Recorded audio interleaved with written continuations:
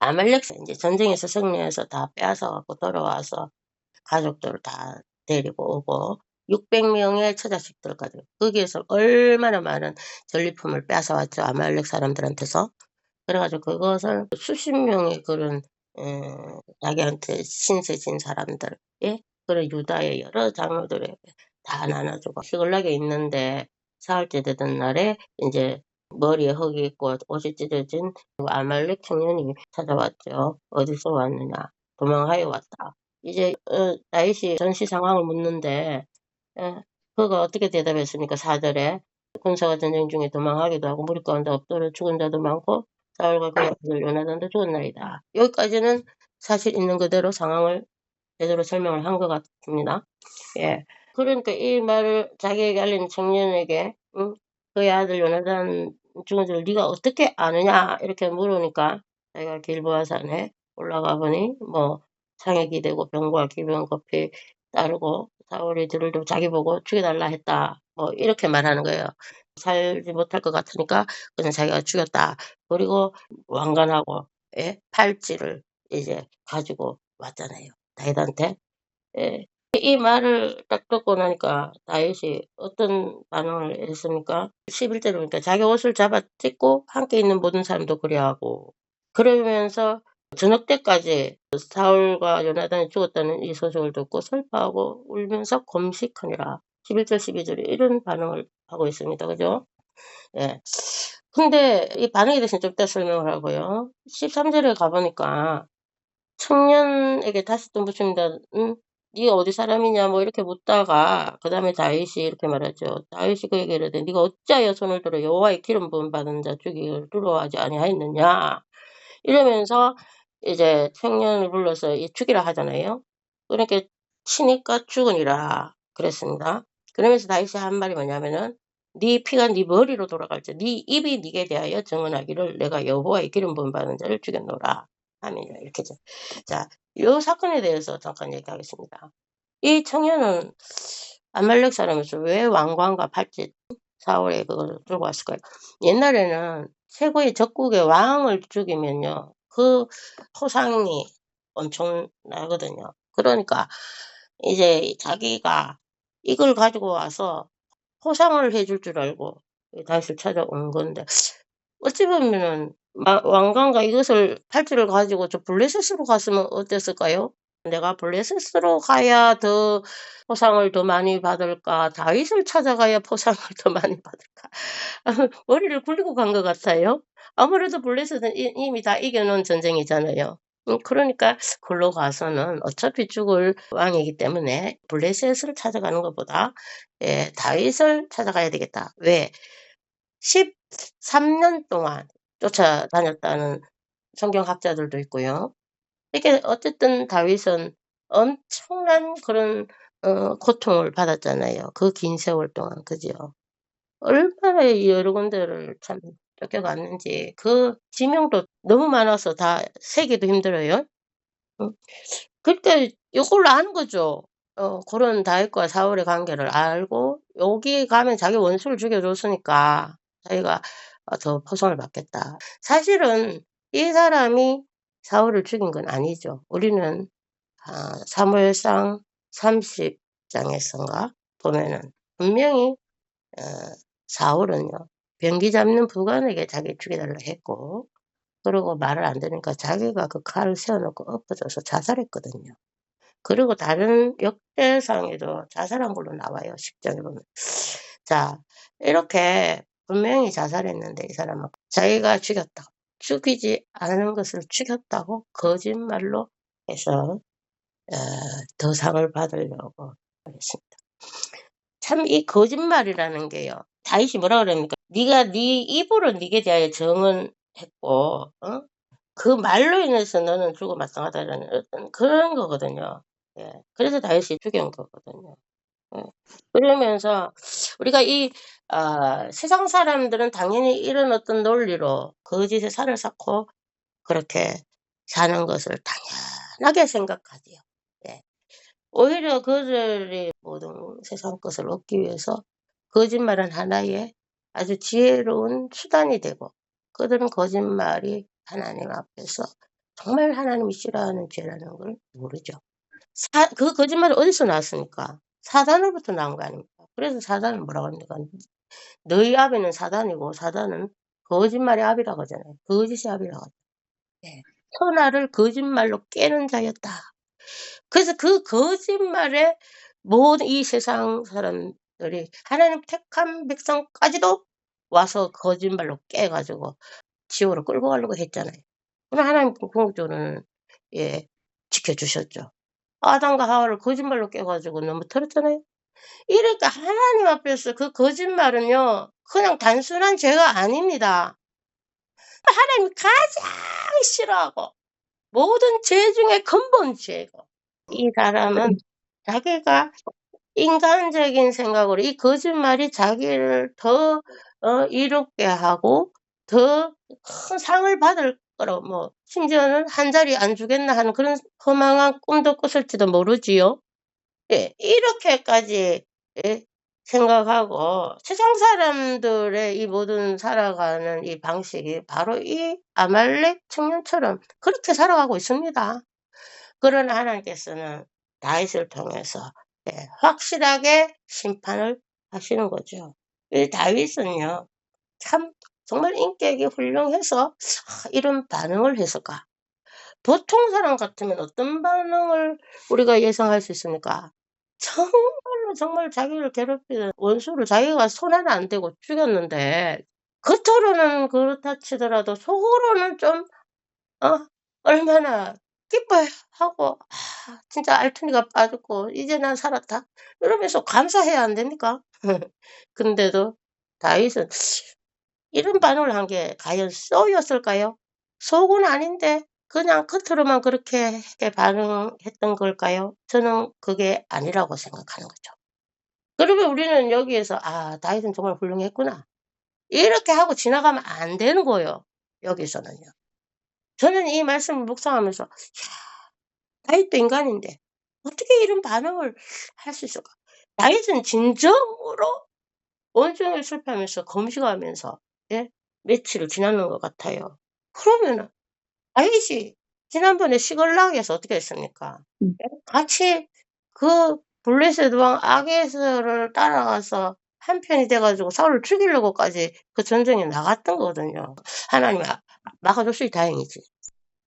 그런 마음까지 먹었단 말이에요. 그때는 다윗이 영적으로 완전히 내리막길에 있을 때는 하나님께 묻는 기도가 사라졌어요. 시글락에서 1년 6 개월 동안 머물렀거든요. 그러니까 우리 보통 사람하고 똑같은 거죠.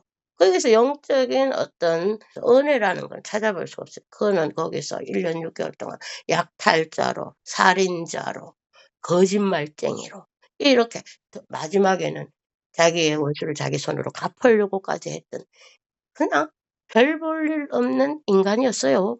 예. 그러나 그가 그 자기 가족들 다 빼앗기고 자기 600명 그 가족들 빼앗기고 600 명이 자기한테 돌을 들어 가지고 "이 모든 책임이 너가 우리를 이렇게 이끌어 가지고 이런 상황을 만든 거야." 돌을 들어서 죽이려고 했을 때 그가 그때 마음이 너무 급해서 하나님을 의지하게 됐잖아요 그때. 그러면서 1년 6 개월 만에 이제 하나님께 묻는 기도가 시작된 거예요 다시. 그러니까 하나님을 온전히 의지했더라 했거든요 그 사건 이후로. 음. 그러니까 하나님께서 또 예 아말렉 그 소년을 탁 보내줘 가지고 어디로 가야 아말렉 사람들을 만나서 자기 가족들을 다 찾아올까 알지도 못한 상태에서 이틀을 그냥 넋을 잃고 가만히 앉아 가지고 쓰러져 있는 다윗에게 참 이 하나님께서 이정편을술 하라고 때 맞춰서 아말렉 소년을 딱 그 앞에 데려오시고 그러면서 다윗은 이제 자기의 모든 것을 자기가 얼마만큼 하나님의 관계에서 떠나 있었는 것을 깨닫고 그래서 다시 완전히 하나님 관계가 회복됐잖아요. 그런 상황에서 이 다윗이 자기의 원수를 죽였다는 데서 예 진정으로 금식하며 슬퍼하실 수 있다는 것이 바로 하나님과의 관계가 회복되고 하나님의 은혜가 그와 함께 해 줬기 때문에 이런 마음을 가지게 됐다라는 거. 인격이 훌륭했어. 그것이 아니라 하나님의 은혜가 있으면요. 지옥 같은 삶을 살던 다윗이 상상도 못할 천국의 천상에 있는 그런 모습을 우리는 보는 거예요. 하늘과 땅 차이죠. 그래서 여러분, 우리는 하나님의 은혜가 없으면요, 우리는 지옥에서 살 수밖에 없어요. 그냥 우리는 죄 가운데서 허덕이면서 죄의 종으로 마귀의 꼬리에 코가 끼어가지고 이끌고 저리 끌려다니면서, 예? 우리는 세상 사람들 조롱받고 세상 사람 비웃음에 그런 삶으로 살 수밖에 없는 겁니다. 그러나 하나님의 은혜가 있으면요, 이렇게 정말 상상할 수 없는 영적으로 아주 고수준의 삶을 살 수 있는 거예요. 근데 한 가지 더 우리가 생각해 볼 것은요.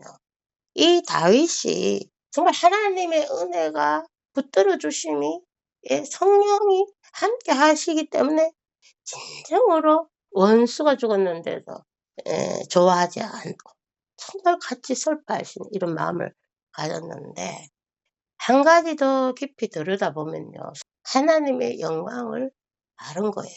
하나님의 은혜가 임하니까 하나님의 영광이 뭔지를 이제 깨달은 거예요. 예. 하나님 마음을 다윗은 헤아린 거죠. 자기가 무슨 원수가 사라져서 알터니가 빠지고 이제 내 고생 끝이다, 이것에 대한 감사는 있을 수도 있어요. 이제 나를 진정한 자유를 주신 하나님 감사합니다 했겠죠.